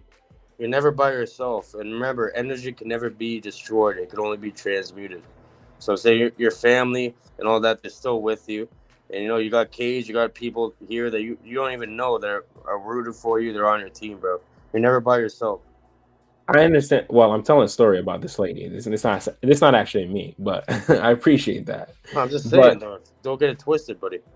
yeah. But so I was, and this lady was really telling me, like, listen, it's just me. I have no one, and I'm stuck, and I really felt for her, because at that point I was like, she's 7 years old. If she was to fall and break her hip right now, if I didn't show up, then what? And I think that's the part of marriage, and even just being with someone that people just don't see. They don't see the value in. I think we don't see the value in each other as much anymore, because we have all these distractions. Oh, we can work a lot more. Oh, we can make money. We can buy ourselves this. We got social media. We could get this new car. We got ourselves a Bugatti. We can do whatever we want. But it distracts us from realizing, like, we have to couple up and actually really learn how to live together. Learning how to live with someone is legit work. And it's also before I leave. Sorry to interrupt you guys. I just want to say one more point before I leave. Go for it. Pretty much what it is a multifaceted attack on the subconscious mind.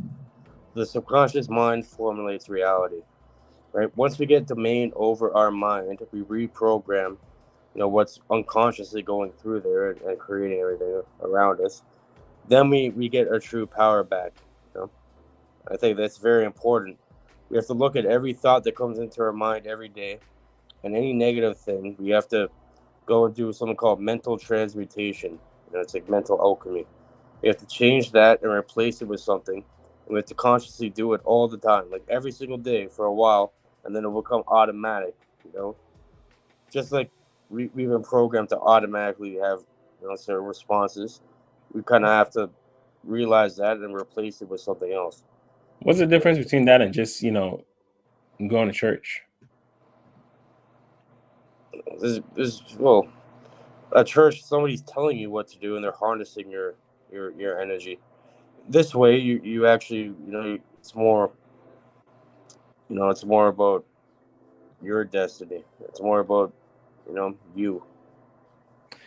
So I think that's a big misconception when we talk about church, especially in the Christian community, because a lot of people, the Christian community does have a bad rap, because of a lot of, similar to like the red pill spaces. There's a lot of people out there that are just spreading bad information.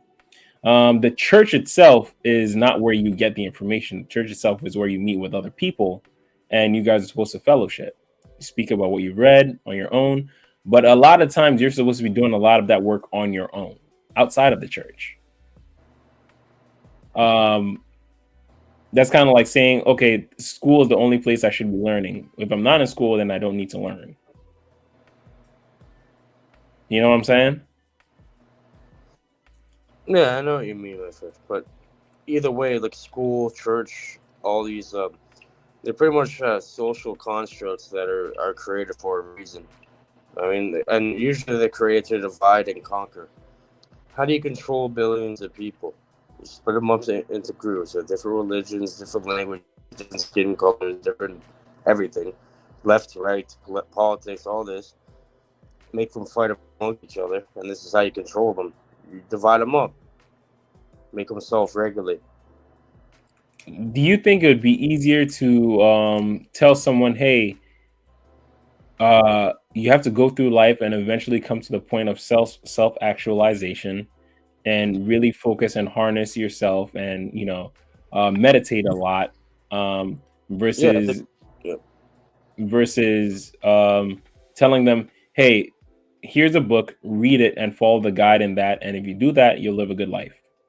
I think all true knowledge comes from within, right? There's no outside external thing that's going to tell you the true knowledge is. It's all within us. I think that's the most important thing.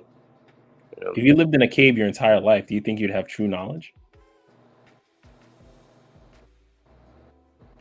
But not when you went outside.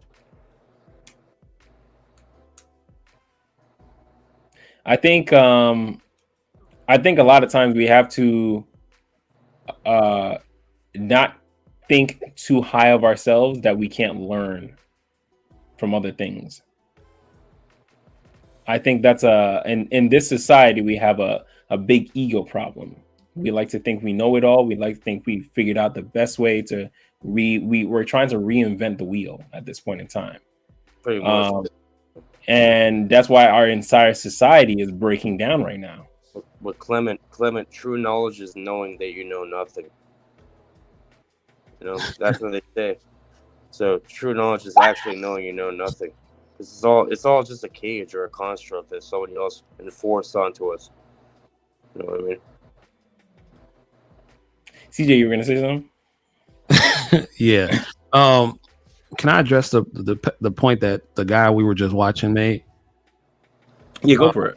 Yeah. So that's why I try not to talk in absolutes, because here's the thing.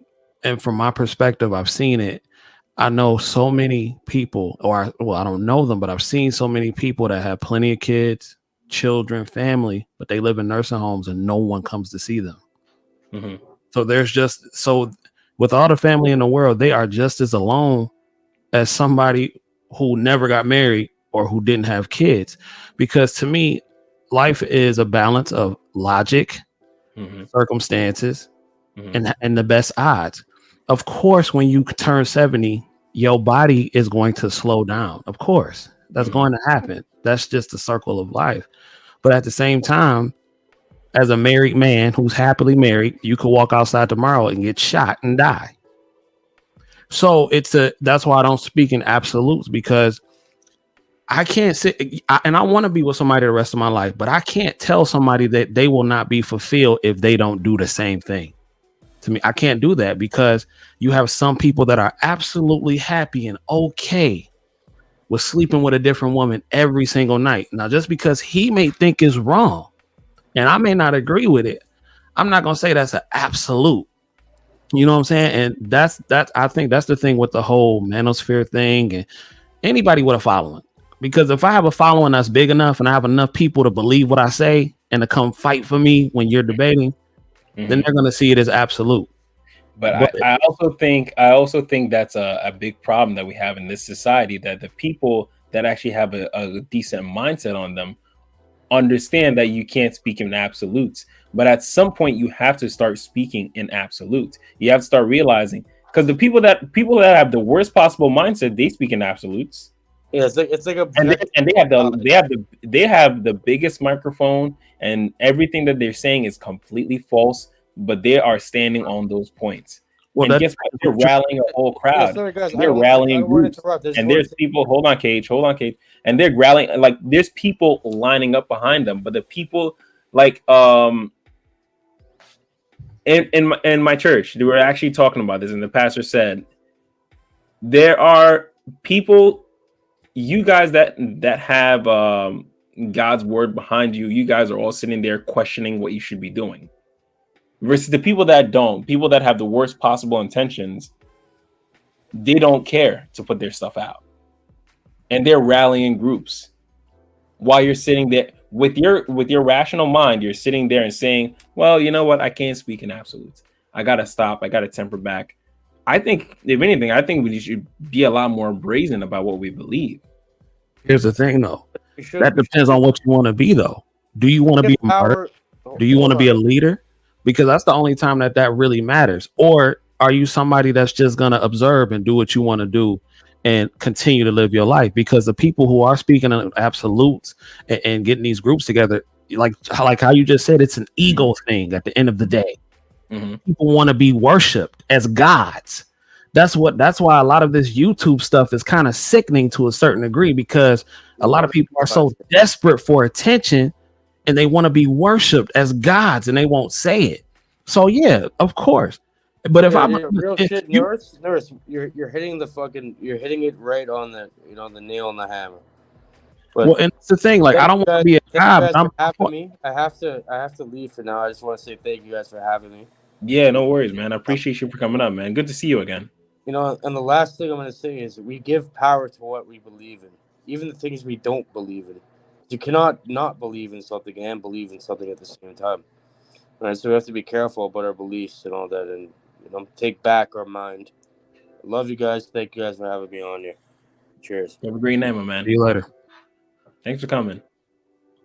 But not all right. But I was just saying, like, some people want to be seen as gods and they want to be worshipped and they want to be followed and all that kind of stuff.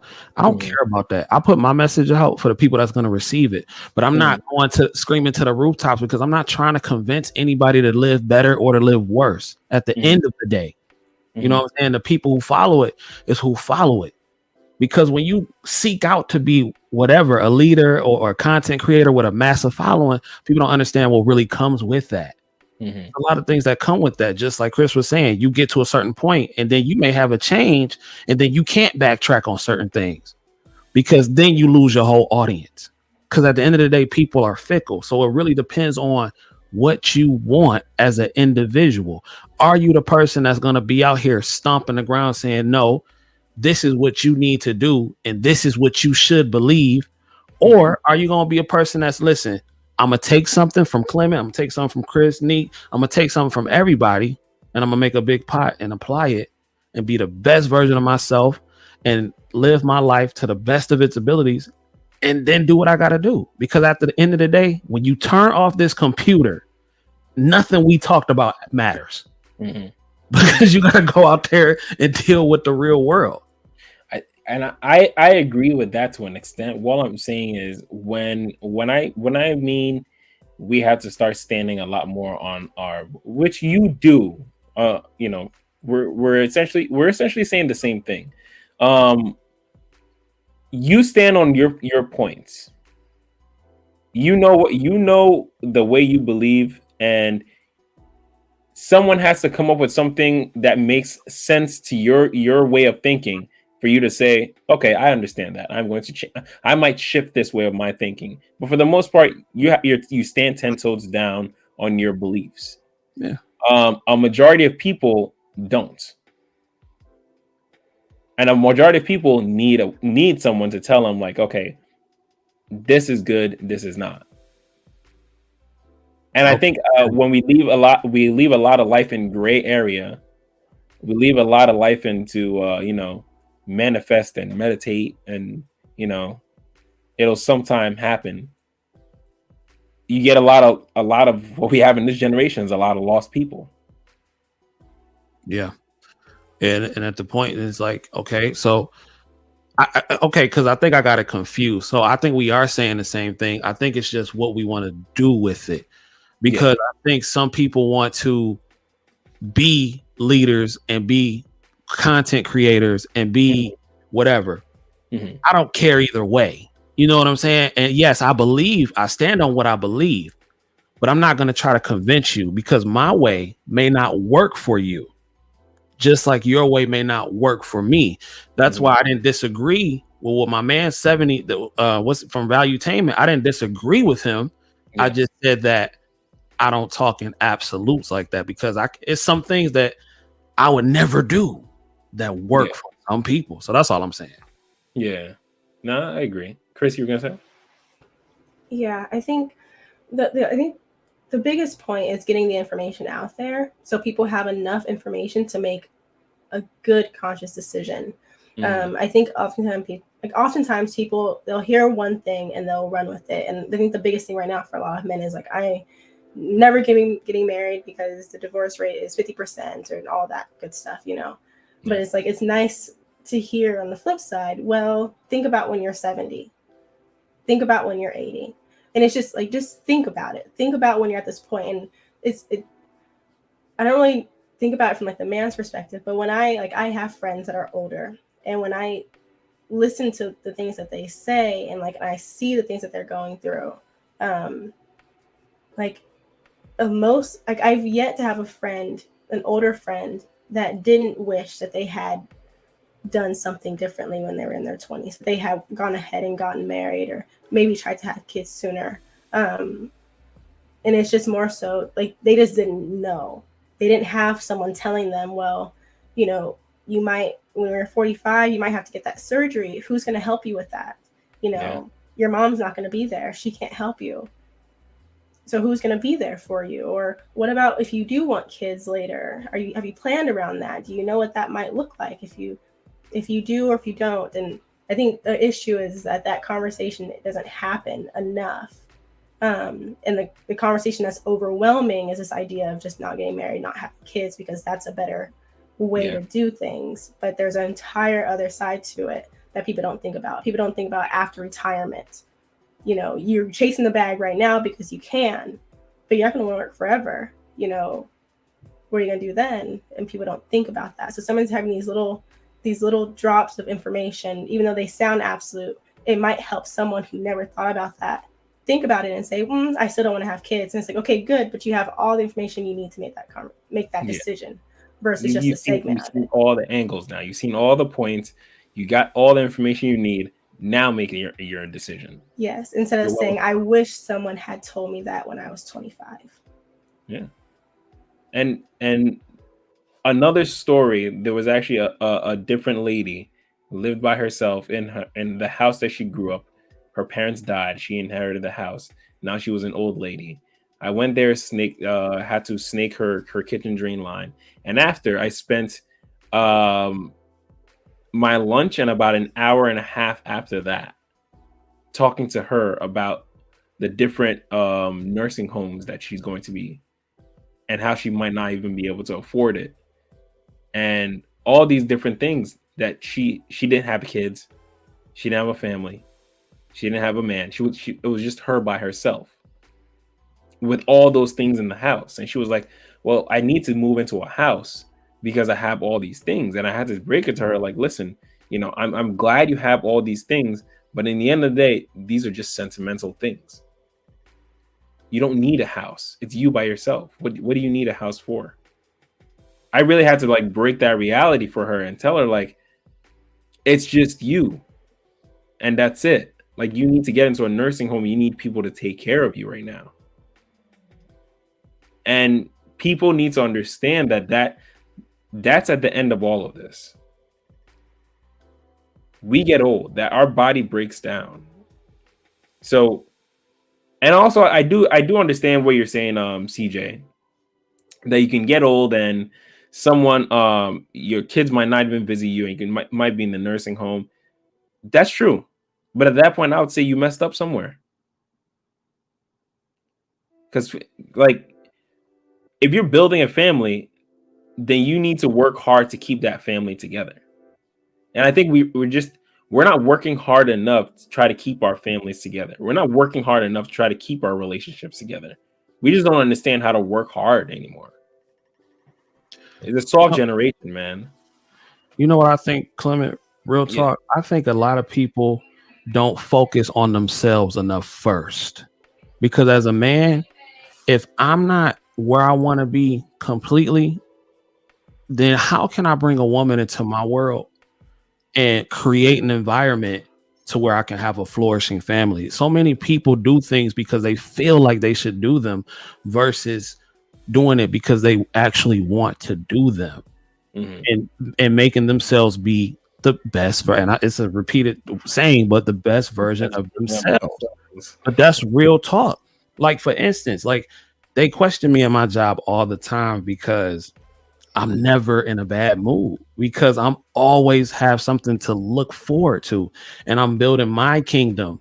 I don't care what, like, I love my girl, but this is my kingdom. Yeah. She's coming into my world, and I love myself so much. Now I have room to love her and build. It's so many people that were forced into situations, that were forced to do things, that married this chick because they had a baby and all that kind of stuff. And I will say our generation, in my opinion, has no excuse now with all the knowledge that we have and have access to. It's no excuse. You know that you're going to be 70 one day, work out. If I choose, and I get that you can get sick out of nowhere and everything like that, but I feel like that's not most people. That's not you know, the you're majority. right. And I feel like if you're going to be 70 one day, you better work out, take care of yourself to the best of your abilities, because there are people who prepare that did not have access to this information. And now our generation has no excuse. You know, you're going to get old. You know, you're going to have to retire. You know, you're going to have to put certain things into place. It's the fact that you got to be disciplined enough to do them. And that's the problem. But that's where the money, like the society, they're not going to tell you that because it's too much money being made off people being lazy and average. It's too much money. So, Chris, you want to chime in? I was going to say, on the flip side for women, is too much money being lost on their ends, because I think if a lot of women woke up, they would all quit their jobs and get married and stay home and have babies, and they know they're going to lose a lot of tax money if they did that. So on the men's side, they'll get too rich. On the female side, they're going to lose an entire labor market where they're able to, an entire labor market that doesn't negotiate higher salaries, that doesn't say no to different jobs, is super passive, and they can't risk it. Yeah, women are probably the best thing to the workforce, and yeah, not nurse. Oh, I shouldn't say that publicly. Never mind. No. Drop the gems, my man. Drop the gems. Well, okay, because I do have a female following with nurses. So let me say this. I'm trying to really watch how I phrase this. I think women are very important when it comes to the field of nursing, because I feel like nobody can nurture like a female. But at the same time, I think a lot of them have to know their limitations within themselves, because me personally, I would never marry or date a nurse for the most part, because they work too hard. They work. Oh shit! I don't want that. That's very masculine to me. You know what I'm saying? Like, my lady don't work. She take care of my house. That's what Kevin Samuels was saying too. I mean, but it's that same thought. Like, we think of a woman. I mean, as a guy, I see a woman, I'm like, I wonder how much time I could get to spend with her. That's the first thought that comes to my mind. Not how many hours she works.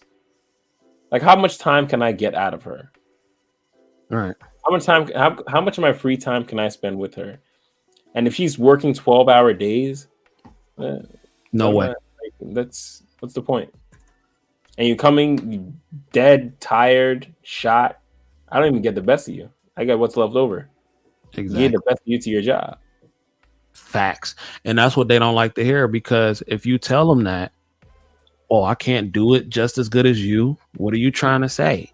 Blah, blah, blah. And the women that know, they know. Most women will never even have the option to be taken care of. That's the reality that they don't like to admit. So that's why I really don't say nothing to the women at my job, because most of you will never know what it's like to have a man take care of you. Most of you will never know what it's like to, when you come on your cycle and your man say, go home, you cramping, you ain't feeling good today. Come home, I got you. I'm going to take care of you. You feel me? They'll never know. So sometimes you don't have to say anything, because people think I'm lying when I talk about my situation. But I'm like, what I got to lie to you for? I'm not trying to have sex with you. I don't have to lie to you. Chick at home. But I will say this. It taught me a different mindset, because I learned that off YouTube, and I tried something and it worked. Because at the time I was oblivious to how female and a male dynamic, how I can get the ultimate, the best of it in that dynamic. When you put a woman in a feminine position and you put her in an environment where she doesn't have to, not saying that she can, but where she doesn't have to, it's a different swagger. She got a different swagger about herself. Like, that's real talk. Like, that's not a lie. And I prefer it that way, because she's pleasant. And I don't deal with negative energy in my house. Yeah. She's pleasant, and that's what a lot of people don't fail to realize. But I couldn't. There's no way I could do that if I wasn't building me and trying to get to the best of myself. That's not gonna happen, and that's what you got to do. You got to focus on your star player and turn off YouTube every now and then. Yeah. Go outside. Yeah. I deleted that app off my phone. It's been like the best thing I ever did in my to myself. It was the biggest gift to myself. Like it was. I mean, I didn't have any social media apps. YouTube was the only thing I had, and after a while, that just became, and it's essentially a social media app. Okay. Yeah. And after once deleting it, it was like, whoa. I don't know. You get stuck in a vortex, and it's very easy to. Man, especially on TikTok, because it's like never ending. You swipe, swipe. It don't stop ever. You'll get caught up. TikTok is scary though, just because I believe it's a weapon of war for China, man. I believe it's a weapon of war for China to destroy our attention span. Agreed. There are only a few people. Like I used to be subscribed to like hundreds of channels. I've cut that down like by 80%. Seriously. Like if it's not, I like comedy and everything like that, but if it's not really something that's improving my mental health, teaching me how to take better care of my body, or improve my finances, or cruising, then I ain't got time for it. And it's crazy because any kind of algorithm like that, I don't have TikTok, but I know that what they're pushing is a lot of TikTok dances. It'll be a lot of like things that are just dumb, just dumb things. Niggas want to dance all day long, just dancing. That's it. Like it's a time and a place for that. Trying to get as many views as possible. Oh, I want to become the next TikTok star. Yeah. Absolutely. Well, I appreciate you having me on. My lady just told me dinner already, so no worries, man. Get up out of here. It was nice talking to y'all. Yo, good having you, man. It's been a while since we talked. It's always a pleasure having you. You're that crisp mic of yours. I appreciate it. Thank you. It was only $50, man. Good Guitar Center. The best $50 you ever invested. Okay. All right, I'll holler at y'all in a minute. All right, See you, CJ. Peace. All right. We're gonna cut the show short for tonight. All right. Yeah, we're gonna end the show here. Final thoughts? I think Unique fell asleep. I feel like I had something. Are you there, Neek? She got really quiet. Yeah, she's on mute. She's probably doing something. But one thing with what CJ was saying about some women who will never experience, who never know what it's like to have a man take care of them. I was on Instagram and this woman was saying how the reason why she doesn't submit to a man is because she has her own house, her own car, she buys her own clothes, so she buy all this stuff for her. And I'm sitting there and I was like, but the point of submitting to an extent is to have someone do all that for you. Like, imagine saying the same thing, like, I have all this stuff, but you didn't actually have to buy it for yourself.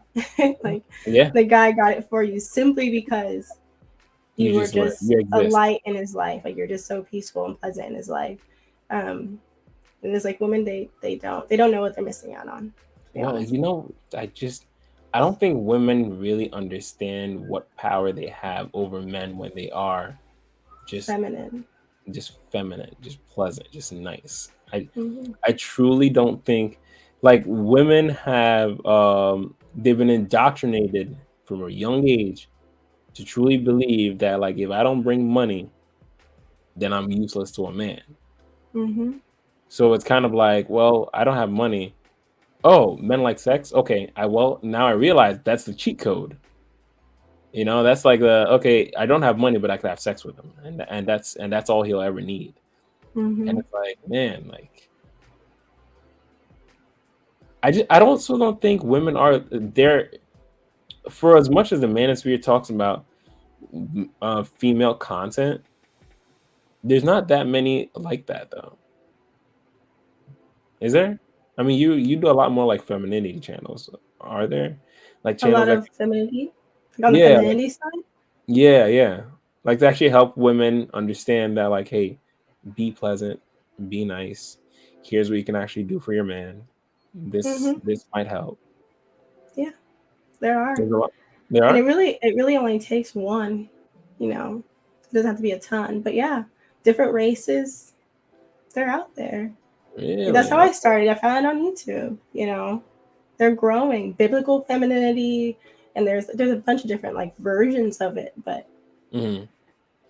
they're out there. It's pretty much all I follow now. Because I was encouraged to unsubscribe from content that was like emotionally creating like emotional like distress, or like anything that was going to shift me in either extreme, basically. Yeah. Like you don't want anything that's going to make you feel like too angry or too frustrated and things like that. So Yeah. when I unsubscribed from all that content, which unfortunately I could just Pearly things, I had to unsubscribe from her, unfortunately. But I found other women like Jasmine Theodora, Bindi Mark, Sarah Lena, a bunch of those women. Well, I was following her for a while, but there's a long list of women out there that help other women. And what's funny is that they're married and they're having kids and they're living their lives. They're happy. Rebecca something? Rebecca Lynn Pope. What are you talking about her? No, not Rebecca Lynn Pope. Barrett. I think it's Barrett. Oh, Rebecca Barrett. Yeah, she's a little bit more on like the manosphere. She does a lot more like reactions and stuff, but she's like a happy medium in between the two. Like if you're like That's what I trying think. to work your way over, then her, Allie, like wean yourself off of it. Yeah, Allie as well. Yeah, I think they're good ones. But the content is out there. I just think deep down, a lot of the men. So there's this idea that you want what you think you deserve. Mhm. I don't think a lot of the men that watch certain types of women on YouTube, I don't think they think that they deserve one of those types of women, and that's why they kind of hyper focus on the women that they're watching so much in the manosphere, and like focusing so much on like exposing feminists and exposing modern women, because those women are out there. But the question is, why aren't you watching them? Why aren't you attracting them? There has to be something that either you're doing wrong or you're I not think- exploring about yourself. I think similar to you and how you had to unsubscribe from a lot, I think they're stuck in their algorithm trap. Yep. That algorithm is scary because it feeds you exactly what it is that you need. Mm-hmm. You know, at that time, you could wake up in the morning, the second you go on YouTube, will find you the first triggering video for you. And it's like, oh man, of course this woman is going to blah, blah, blah. Click. Exactly. 12 minutes gone. And then, of course, the next video is going to be half an hour gone. Oh, there's a live. All right, you got to catch up on that live. Oh, there's a 15-second clip, a short clip. And then before you know it, you spent your entire day, you never looked up from your phone, just went like back to back, all these crazy videos versus, change your algorithm. At some point, though, you have to ask yourself, why are they able to trigger me with that content? Like, why am I so quick to click on that content?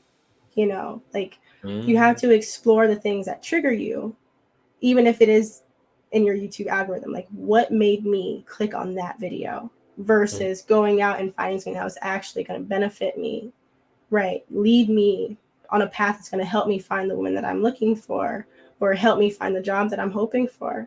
Why do I keep clicking on this content that's just making me angry and triggering me so much? You have to figure that out at some point.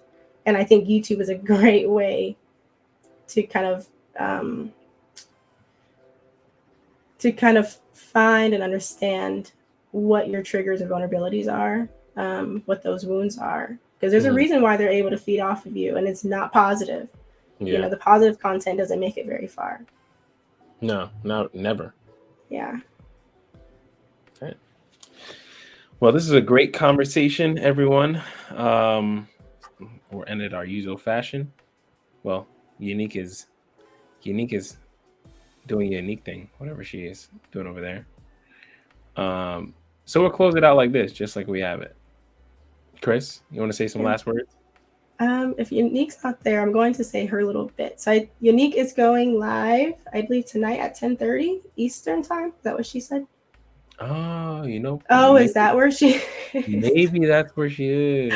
Maybe she's getting ready for that. That's a good reminder. Thank you. Yes. I wrote it down too. I literally wrote it down and I forgot to look at my notebook.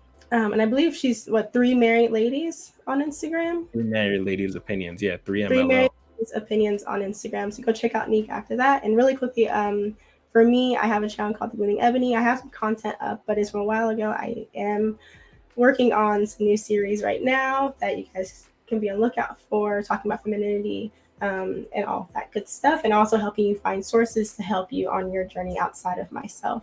And then you can also follow me on Instagram at The Blooming Ebony. I hope that you enjoyed this show.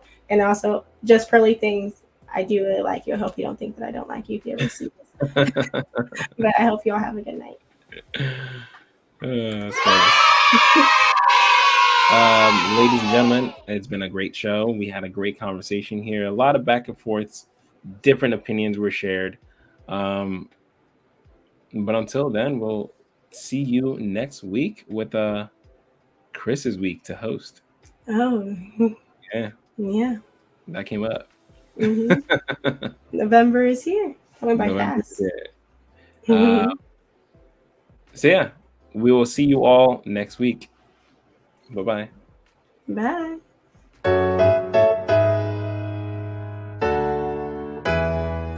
If we're doing everything right, I think we should be vetting our lines. Like go to their parents, go to their father. They know they shouldn't have let me start speaking my mind in the booth. Start speaking the truth.